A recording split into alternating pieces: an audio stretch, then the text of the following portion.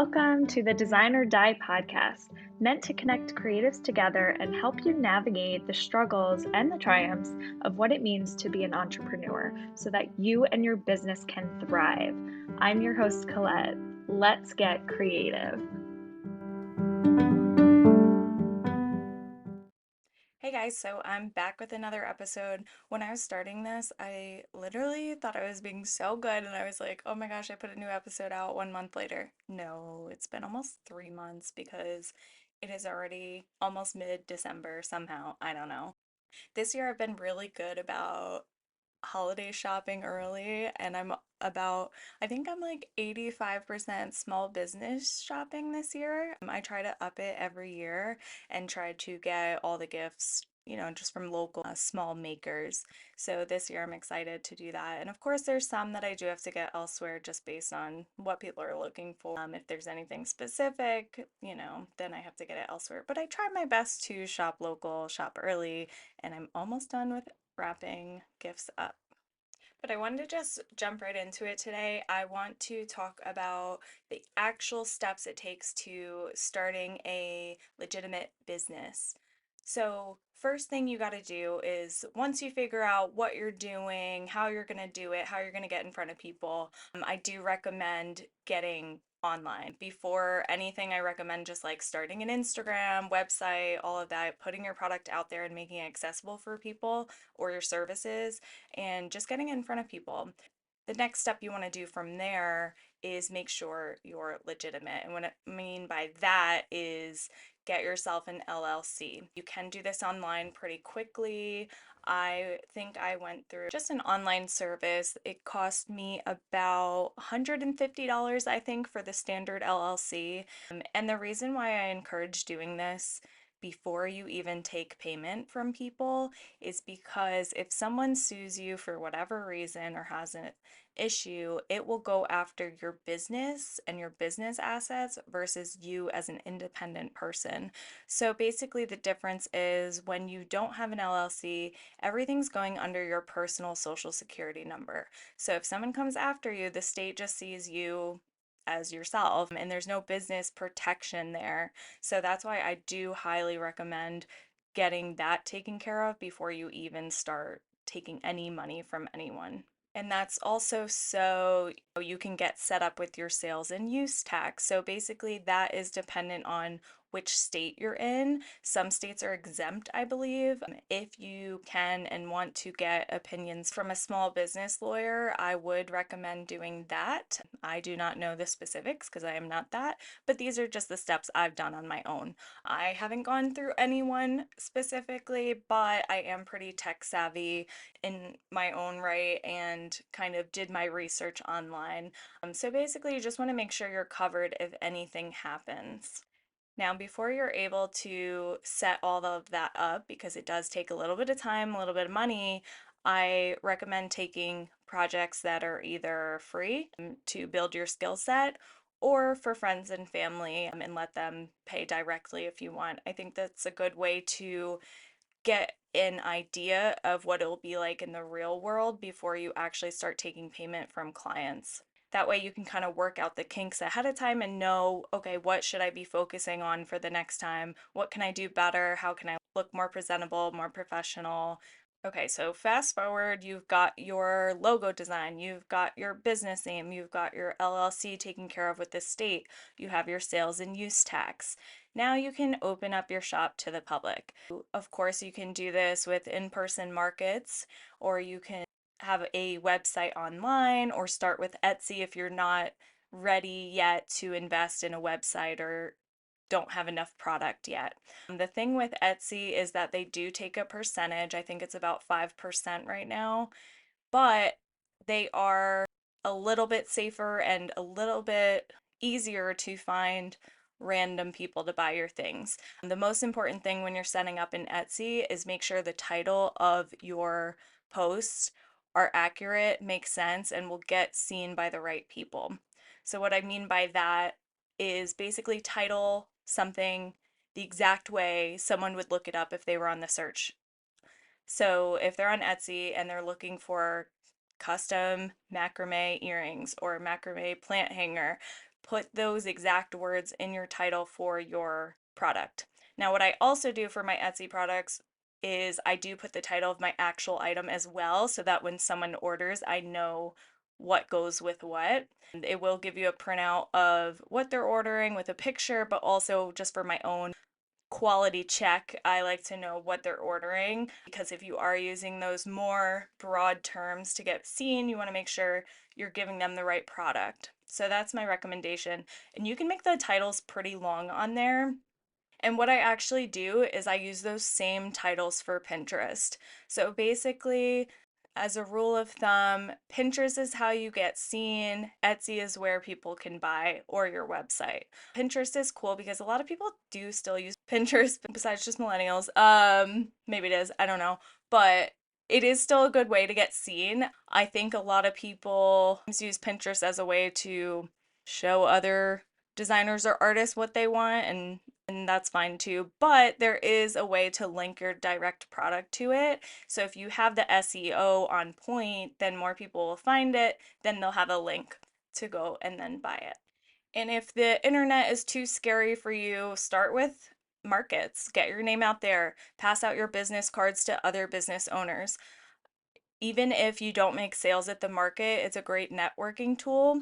So, what I do is I bring a bunch of my business cards, and before the event starts or once people are wrapping up, I go around to every table, introduce myself, tell the other vendors my business name, what I do, ask about theirs. I give them my card, and we follow each other on socials. And that's not just to hopefully get a sale, that's literally just to market so that when maybe they have a client that is asking for what you do, they'll be able to refer you more easily and remember who you are as well as your face. And I've also said this before, but there's usually a lot of local business collectives, especially if you live near a downtown area or city, things like that. There is a lot of networking events that you can go to. A lot of them are free. They do have paid ones, but a lot of them are free. So use your resources and get your business name out there. A big thing I think people forget is that no one's going to think of you or know to come to you unless you tell them. So, yes, it may be annoying to your friends and family when you first start and you're posting on your socials all the time and things like that, but you want to get out in front of people as much as you can. I actually saw a post by Lainey Rudell, which is designed by Lainey. She's an awesome stationery designer who also helps out other designers. But she made a post that says, even though you think you're posting all the time, the likeliness that everyone's seeing your post is very slim. With the social media algorithms, it basically only shows to the few people who are constantly liking your stuff. So you may feel like you're posting a lot on all different platforms, but really, the more you post, the more someone new will see it. Not only does it hype up the algorithm and show you more because you're using the app more, which is an annoying part of it, but it's the real part of it, it will get you in front of the right people if you're talking about the same thing, staying on brand, and tell people what you do. I have been doing the same thing for 10 years, and although I've pivoted over time, honestly, a lot of people I grew up with or know, like, still have no idea what I do. So be as transparent as possible, spell it out for people, make a video, show behind the scenes, show all the work you're doing to start this business. People love to see you in the business. So even though it does take a bit of money to get going, keep that in mind. You do have to invest a little bit to have a business that is set up and ready to go. So there is product cost.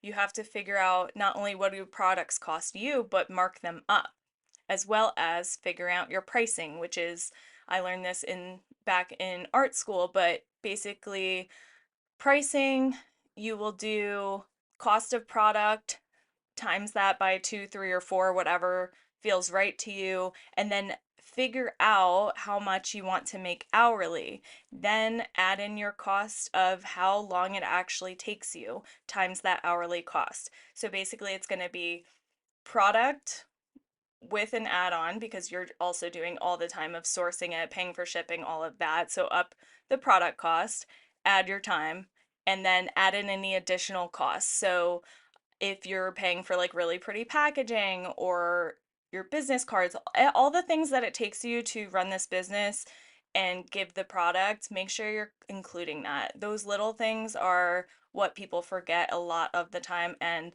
I was undercharging for so long. So we all do it. It's really hard to ask people what we're worth, and you can always increase. So if you start at a certain point and then you become more versed in your craft, you understand it better, you feel more confident in it, then you can raise your prices over time. That is very normal for businesses. And after you've spent the time and the research and the money getting going, what you should be doing in the meantime is crossing all your T's, dotting all your I's. Make sure you look how you want to look on your socials. Make sure your website is user friendly. Test it out yourself and see how long it takes you to find the thing you're looking for.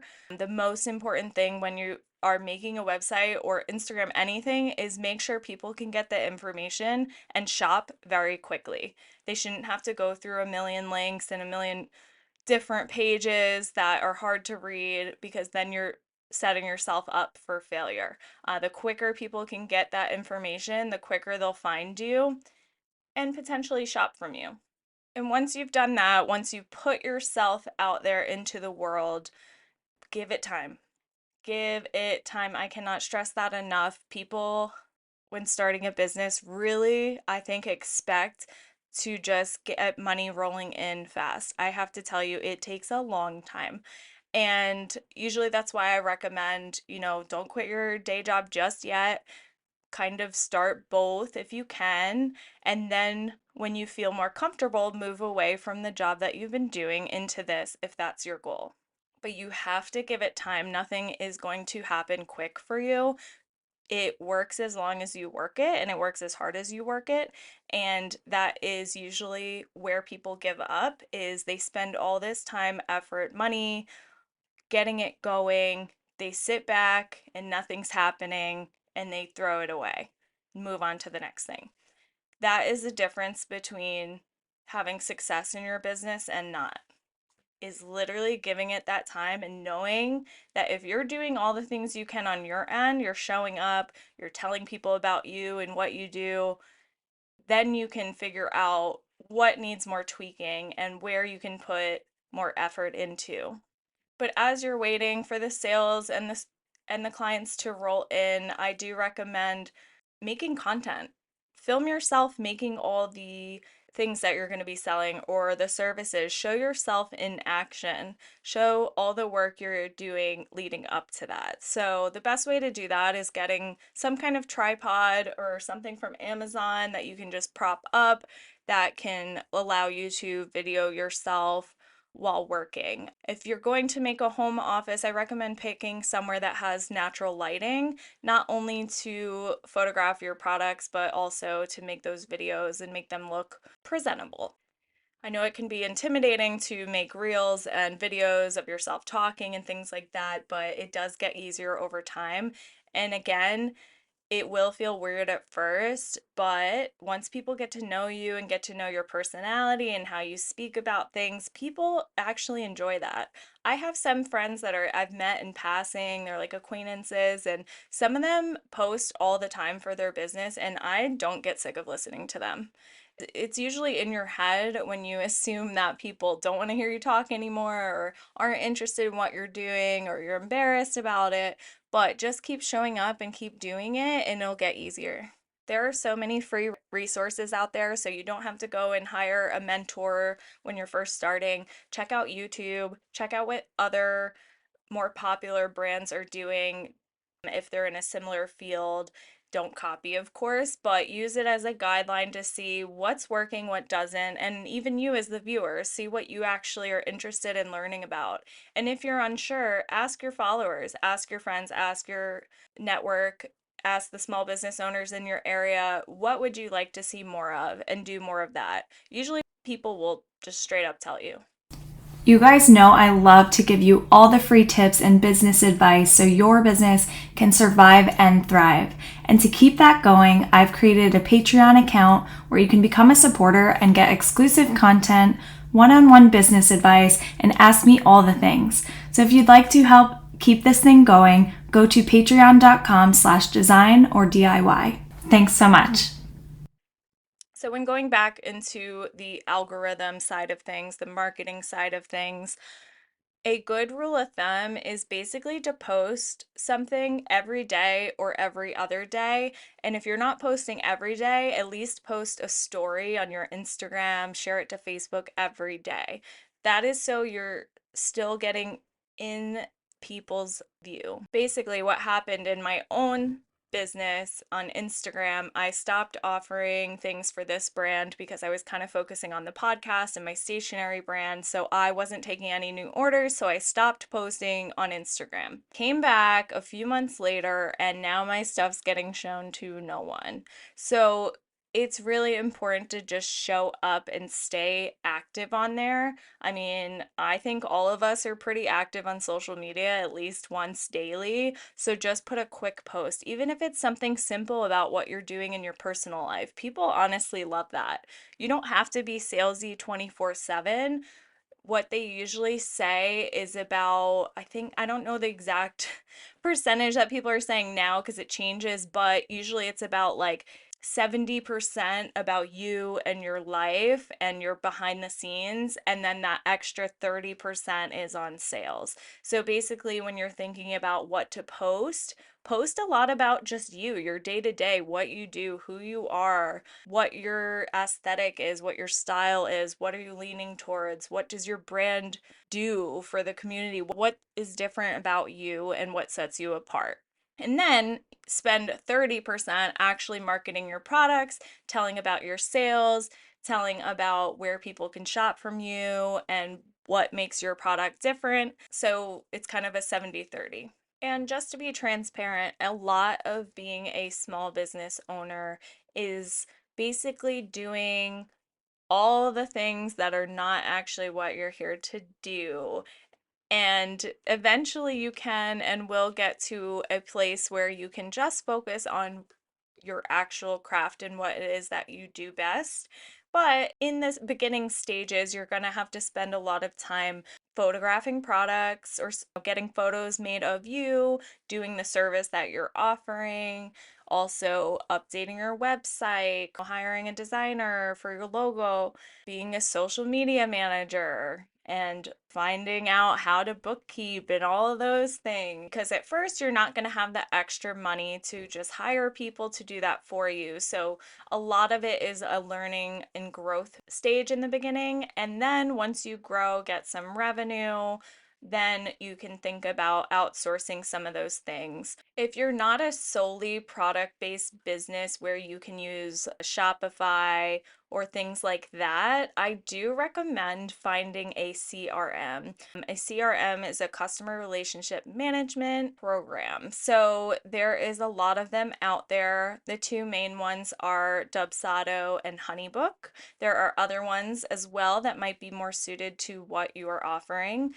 But basically, what it is, it's a platform that's kind of all in one where you can send clients invoices, send emails all through one platform. You send them forms, agreements, contracts, and then you can also send them brochures and everything that you need in one place. And you can also add your branding and things like that so that it's professional looking and you're not just emailing back and forth for orders. You do want to have some kind of setup where you are showing yourself professionally. And typically those CRM programs, they do allow you to keep track of expenses and profit and revenue and all that good stuff that you'll need once tax season comes around. But in the interim, if you're just doing a Shopify platform, things like that, I do recommend maybe getting a bookkeeping account through QuickBooks or something like that. That is what I started with before I invested in a CRM program. But basically, it will keep track of your expenses and your revenue. That's not only helpful for tax season and to know what you're making, but it also helps you know and figure out what are you actually charging versus how much is it costing you and are you actually making a profit. And with QuickBooks, you can send invoices. So like I said, if you're not yet ready for a CRM management program. QuickBooks will send invoices for you. You can also use PayPal, I think, for some of them to start, but I do recommend having some kind of organized professional system that can keep track of your finances for you. And then in the future, when you do have a lot more money coming in, then you can think about hiring a bookkeeper or things like that, or hiring someone to show you how to use the CRM management programs or things like QuickBooks and bookkeeping. But basically, something I want to stress is when you're starting a business and running a business, the most important thing is organization. So I am a big folder person. So what I do is I have a Dropbox account because my computer started getting very full and being very slow. And if you're a designer or photographer where you're using big files a lot, I recommend getting some kind of platform that you can host and save all your stuff to that's not going to drain your computer. But what I do is I make folders on my computer. I have a folder for every year. So I have current projects. I have 2024 that I finished up already, 2023, 2022, and backdate them. And then what I do in each of those yearly folders is I have a folder for every client that I work on.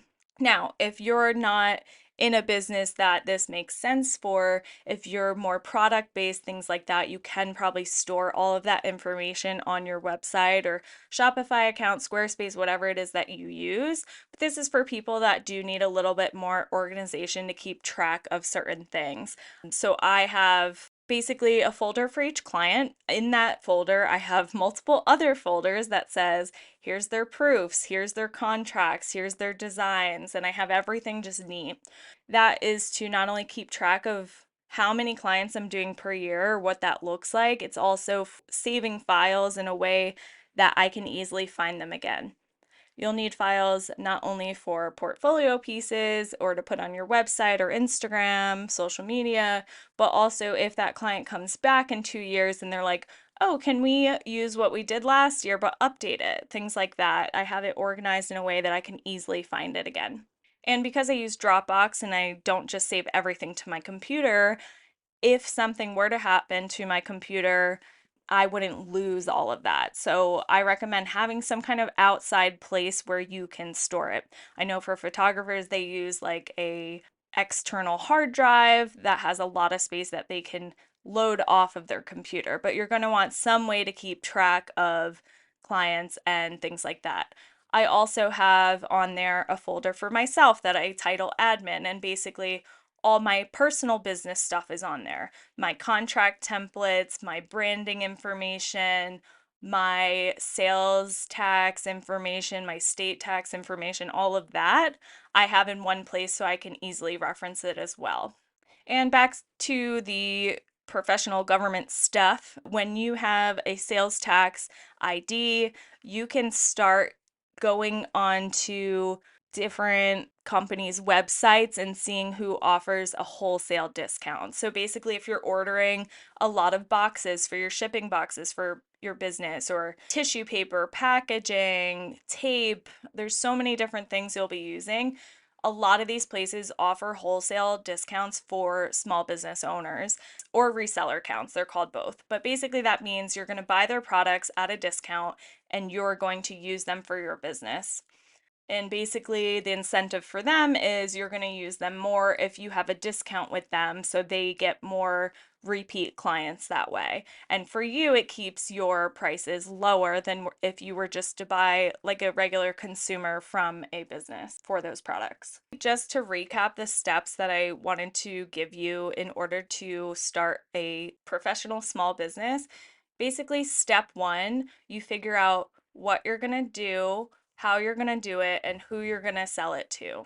From there, once you have your business name, your logo, your brand design, create an LLC for your business.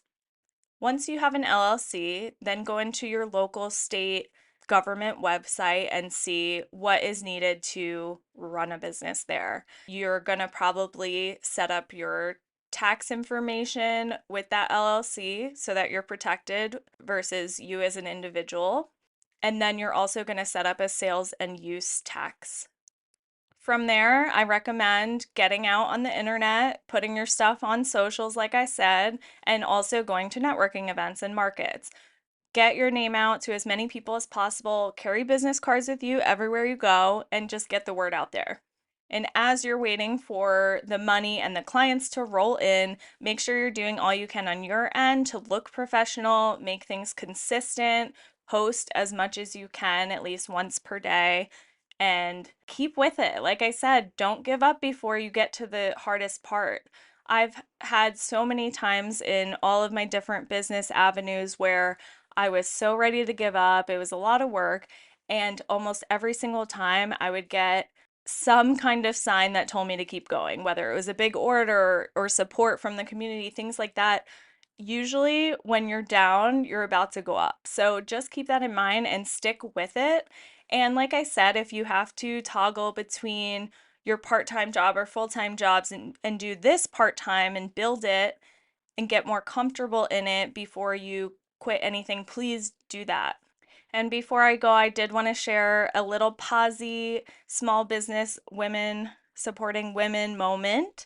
When I was amongst shopping small this year and trying to shop local and all of that, I did go get my holiday hair done at my hairstylist, and I was talking with her about my small business venture that my husband and I started, which is a mobile dog grooming business in West Hartford, Connecticut called Zoom and Groomin'. I was just kind of telling her, the updates on it, on all of that. And then she was telling me about her other client that gets her hair done by them that has a local dog walking business in the area. And I kind of had a feeling I knew who she was talking about. And then I asked, "Oh, is her name so and so?" which is Courtney. And she said, "Yes, it is. She owns Daily Paws." So if you've heard of Daily Paws, they are a dog walking, dog sitting company in Connecticut. They travel to all different towns, but they are based out of Avon, Simsbury area. Check them out if you need either of those. But I just thought it was such a cool full circle moment of women supporting women in business, because not only does myself and Courtney both go to the same hairstylist, who is Megan at Rock and Soul Hair Co. in Newington. She is the owner of that company, which is awesome. So she owns that. We both go to her. We both own our own businesses. And actually, Courtney at Daily Paws, her clients use us for grooming, and then we use them to walk our own dogs and things like that. So it just felt like a full circle moment. And I just love that, I'm in a community that values supporting small, and then also just women thriving and F the patriarchy. All right, well, thank you guys so much for listening. If you have any questions about any of the things that I went over today, do not hesitate to reach out to me on socials at Design or DIY. And you can email me at designordIY@gmail.com or visit my website, designordIY.com. But I hope this gives you kind of a starting point to get going with your business. I know it can be very overwhelming at first, and it's hard to know where to go. And I think a lot of people don't go for it because they feel a little bit overwhelmed with the beginning process. So hopefully this just gives you some idea of where to start and where to go from there. Thank you and happy holidays.